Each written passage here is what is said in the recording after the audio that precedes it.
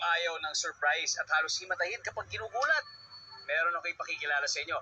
Hindi para kaibiganin pero para iwasan. Yung ugali kasi nila, ang hilig mamulaga.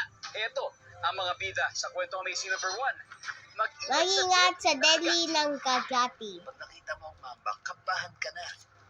Pero may mas matindi pa pala sa kanya.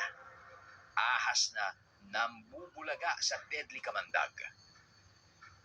Ang Gabon Viper. Masarap sa mata. Pangit pag nakagat ka. Ang mga pangil niya sing haba ng hinlalaki, pang world record. Ang tinuturok nilang kamandag literal na makapigil hininga. Una, cytotoxic ito. Nakakalusaw ng loob ng katawan ng biktima. Pangalawa, neurotoxic din. Nakakaparilisa ng nerves.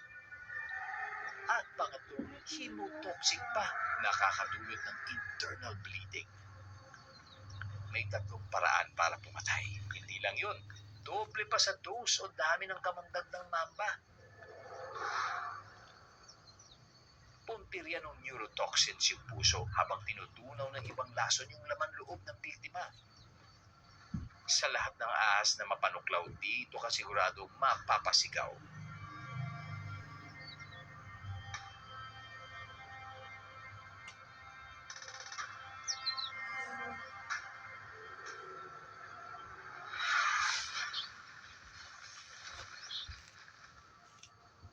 Ang Gabon Viper, buntot-buntot hanggang ang biktima matigok.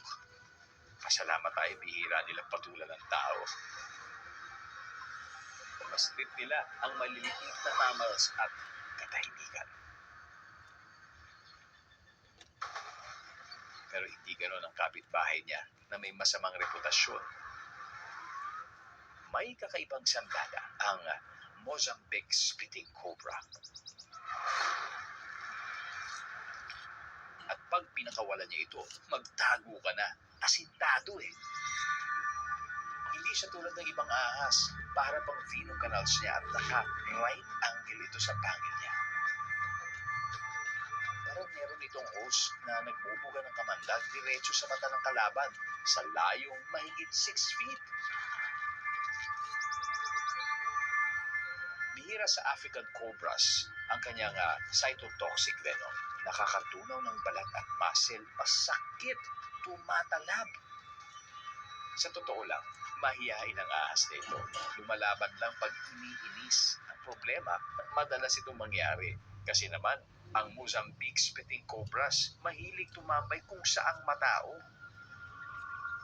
May mga lugar kung saan 94% ng mga taong nabiktima nila nasa loob lang ng tahanan at 80% natuklaw habang natutulog. Happy National Aspin Day! Sa mga ka-amazing natin gusto mag-ampo ng aspin o tumulong sa mga asong naging biktima ng pananakit, iniwan at pinabayaan, bisitahin pundo ang Facebook page ng Strays Worth Saving. Dahil daang aso ang kanilang pinagagamot, pinapakain at inaalagaan. Sana mas kaugalian natin mag-ampo ng mga aso. Dahil marami sila nag-aantay na mabigyan ng bagong tahanan. Sigurado kahit na anong tulong, basta mula sa inyong puso, malaking ginhawa na para sa mga tinatawag na man's best friend. At abangan nyo mga online exclusives at maging updated sa latest adventures ng ating programa sa Amazing Earth social media accounts. Tandaan, mag-umpisa na ng weekend, umpisa na ng bagong adventures. Next week, sama-sama ulit tayo maglakbay, mag-enjoy at matuto dito sa nag-iisa nating mundo. Amazing Earth!